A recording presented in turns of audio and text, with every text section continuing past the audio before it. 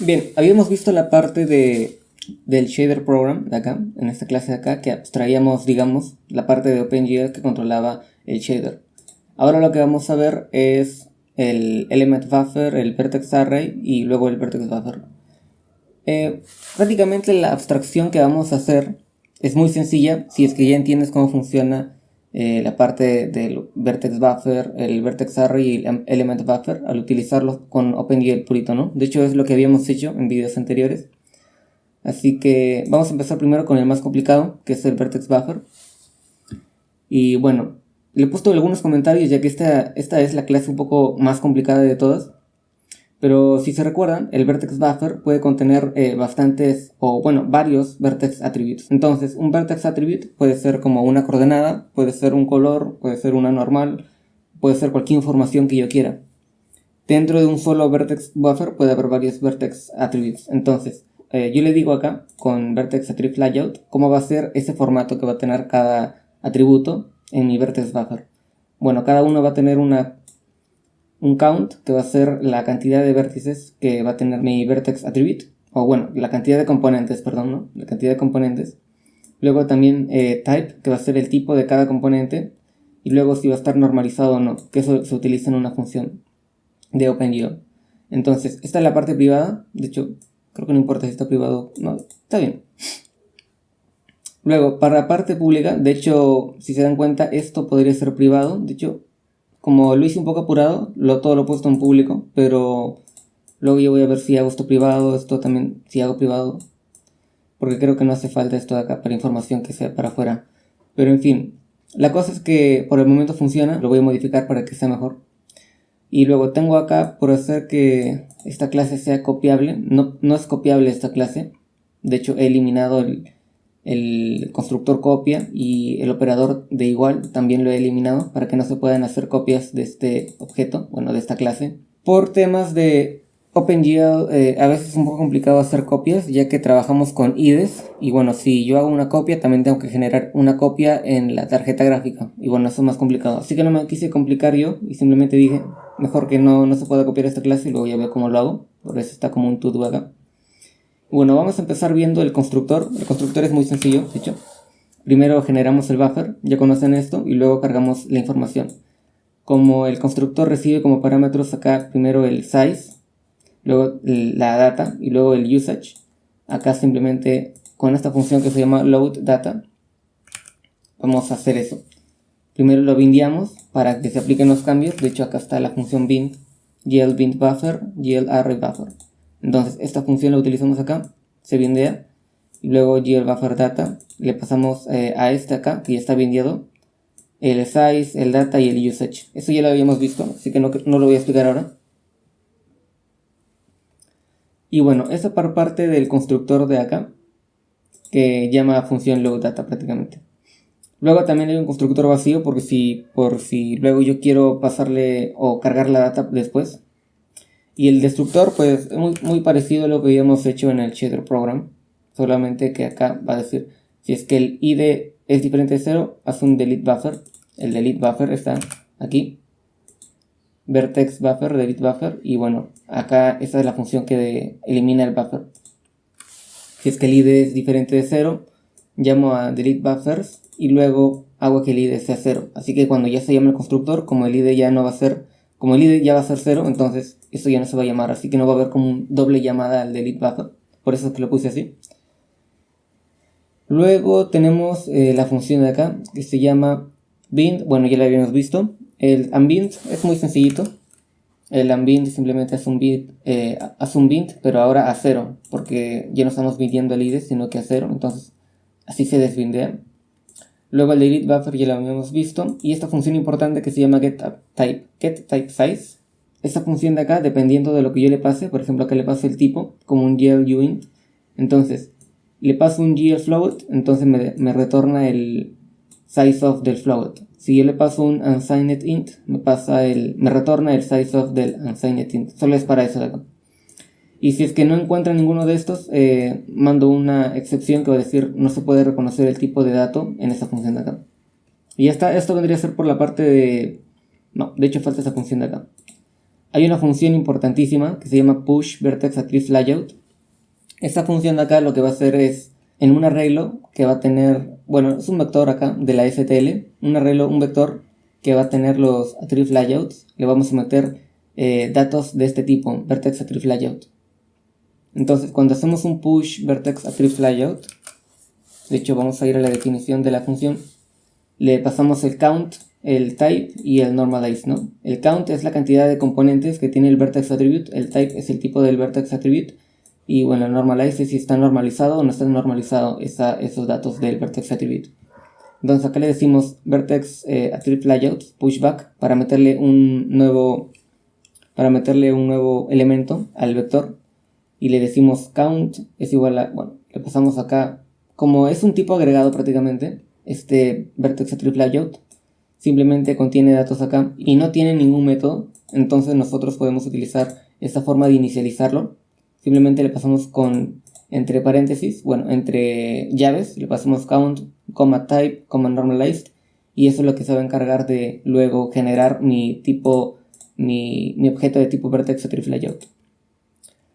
El stride, bueno, va a ser el count multiplicado por el size type, porque el stride tiene que estar en bytes, entonces size type me va a retornar la cantidad de bytes y lo multiplico por la cantidad de componentes. Y luego el vertex attribute count lo voy a ir subiendo de uno en uno. De hecho, esto es lo mismo que sería vertex attribute count. Esto vendría a ser lo mismo que mattribute_layouts.size, solo que lo he hecho por separado. No sé por qué, la verdad. Podría haber utilizado esto de acá, pero creo que tiene una razón. No me acuerdo por qué lo hice así, la verdad. En fin. La cosa es que esa de la parte del vertex buffer, y ahora para la parte del element buffer creo que es muy sencillito, es muy parecido en realidad, solo que más simple porque no tenemos la complicación del vertex attribute layout. Acá lo que va a hacer es una clase muy fácil, tampoco la voy a hacer copiable. El element buffer va a recibir claramente el size, data usage, y las funciones son muy facilitas. De hecho son las mismas funciones, delete buffer, load data, bint and bint. Y como no utilizamos atributos de vértice, pues la implementación es más que sencilla. De hecho esto lo voy a dejar en el GitHub si quieren leerlo. No lo voy a explicar porque si no el video ya se hace muy tedioso. Luego para la parte del vertex array, creo que esta es la parte más importante entre todas, porque el vertex array es el que se va a encargar de juntar el element buffer y el vertex array, si es que existe el element buffer, ¿no? Si es que no, solo va a ser el vertex buffer. Entonces esta clase de acá va a tener, primero, tampoco es copiable. Luego el constructor vacío va a generar el array con esta función de glGent vertex arrays. Luego acá genero el vertex array, pero solo pasándole un puntero a VBO, y luego el vertex array pasándole VBO y EBO, el element buffer y el vertex buffer, ya que cabe la posibilidad de no utilizar un EBO. Si es que no lo utilizamos no hay problema, no hay ningún problema por ese lado. De hecho acá tenemos contenedores de punteros, element buffer, el puntero de MBO, que va a ser null pointer por defecto, y el del vertex buffer también va a ser null pointer por defecto. Acá tenemos la ID, que también podría ser privada. De hecho debería ser privada, pero bueno, lo voy a dejar así por el momento. Luego ya debería añadir una función acá que se llame, por ejemplo, uint id, por ejemplo, y que me retorne la ID como un getter, digamos. Pero en fin, delete vertex array es muy parecido a lo que ya tenemos en las clases anteriores. Acá con el id, si lo comparas, si es diferente de 0, lo elimina y es el id que sea 0. El destructor va a verificar si no es diferente de 0, si no lo es, lo elimina, y si lo es, ya no lo elimina. En fin, eso es para que no se haga doble eliminación y no haya ningún problema. Luego en el bint and bint es igual. Con el bint, ¿dónde está? Acá está. Y el bint vertex array y el bint y el vertex array, pero ahora con un 0. Ahora, creo que la parte más complicada va a ser la parte de link buffers, porque link buffers es la función encargada de linkar los buffers, digamos, utilizar esta función que tenemos acá, ¿no? GL vertex attribute pointer, y luego habilitar GL enable vertex attribute, y esto lo hago con un for. Tenemos acá en el vertex buffer un vector que va a tener todas las layouts de mis atributos. Y entonces acá voy a estar recorriendo cada uno de los atributos. Si son 3, solo recorro 3 atributos. Si es uno solo, en el ejemplo que teníamos acá, que solo tenemos un atributo que solo representa las coordenadas, pues ahí solo se hace una iteración. Pero si tenemos más atributos, pues se va a hacer la iteración ahí. Entonces, como les había comentado, acá tenemos un for y vamos a recorrer cada atributo de vértice. Y que tenemos un offset que va a ser 0 al inicio. Y mediante se vaya aumentando el for, pues ese offset va a ir cambiando. Y ese offset es para esta parte de acá, el offset de acá. Ya que, si se recuerdan, GeoVertexAdriftPointer necesita un offset. También necesita el stride, que el stride es único por vertex buffer. Y bueno, esto de acá ya simplemente lo recuperamos muy facilito del vector de acá. Así de simple se utiliza este link buffers de acá, esta función link buffers. Y bueno, claramente tenemos que hacer un bint, ¿no? Y luego un unbint para que no haya ningún problema. Si es que el MBO, de hecho acá, porque está... Si es que no encuentra el vertex buffer, pues no va a poder hacer nada y va a tirar un error. Si es que no encuentra el EBO, no hay ningún problema, no lo va a hacer. Pero si es que sí lo encuentra, si es que es diferente de nulo, pues acá lo va a hacer un bint y se va a hacer el linkado. Ahora, ¿cómo utilizamos esta clase de acá? En el main ya lo he hecho. Acá tengo el vertex array y luego el vertex buffer y luego el element buffer. Acá el VBO va a cargar la data que le pasamos de acá, el vértices. Size of vertices, luego la data que es vértices, y luego el usage que es static draw, y luego el VBO que es el push vertex attrib layout. Y como acá tenemos una layout que simplemente es 3 coordenadas en un vértice, entonces va a ser 3, cada uno va a ser flotante y va a ser no normalizado porque ya viene normalizado acá, entonces va a ser GL false porque no va a estar normalizado. Luego el LEBBO va a ser load data igualito que acá en el VBO, solo que acá le pasamos los índices, la data de los índices y luego también el usage.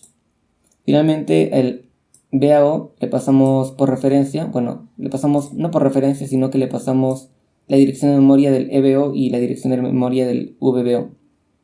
Luego hacemos un link buffers. De hecho, creo que podría haber hecho más como una composición en lugar de que yo creé esto de acá. Mejor solo crear esto de acá y que mediante funciones del vertex array yo controle el VBO y el EBO, de tal manera que no controlo el ciclo de vida del vertex buffer y el element buffer, pero bueno, lo he hecho así por el momento. Luego ya lo cambiaré si es que hace falta. En fin, la cosa es que luego se llama a esa función que se llama link buffers y lo que hace ya es definir todas las layouts con esta función de acá, ¿no? GeoVertexAdriftPointer, que ya lo habíamos visto antes. De hecho, creo que como el constructor, si se dan cuenta, acá el constructor también le podemos pasar punteros por acá. Creo que también podemos hacerlo así para que se haga un poco más simple. Esto lo voy a comentar. Le voy a decir que el BAO lo voy a crear acá y le voy a pasar por el constructor la referencia de primero el VBO y luego la referencia, bueno, en la dirección de memoria, perdón, del EBO. Y creo que igual no va a haber ningún problema acá. Voy a irme ahora a la carpeta build, voy a hacer el make y voy a ejecutar el programa. Efectivamente no hay ningún problema, el programa sigue funcionando correctamente. Y bueno, esto ha sido por la parte de la abstracción, digamos, del OpenGL. De todas maneras voy a dejar el link de repositorio en la descripción. En los siguientes temas creo que vamos a ver algo de texturas. Texturas. Y bueno, claro, acá también vamos a agregar otra clase que se va a llamar texture.hpp, me supongo. Así que yo estoy seguro que lo vas a entender si lo lees por tu cuenta. Así que por eso dejo el repositorio en la descripción. En fin, muchas gracias y hasta luego.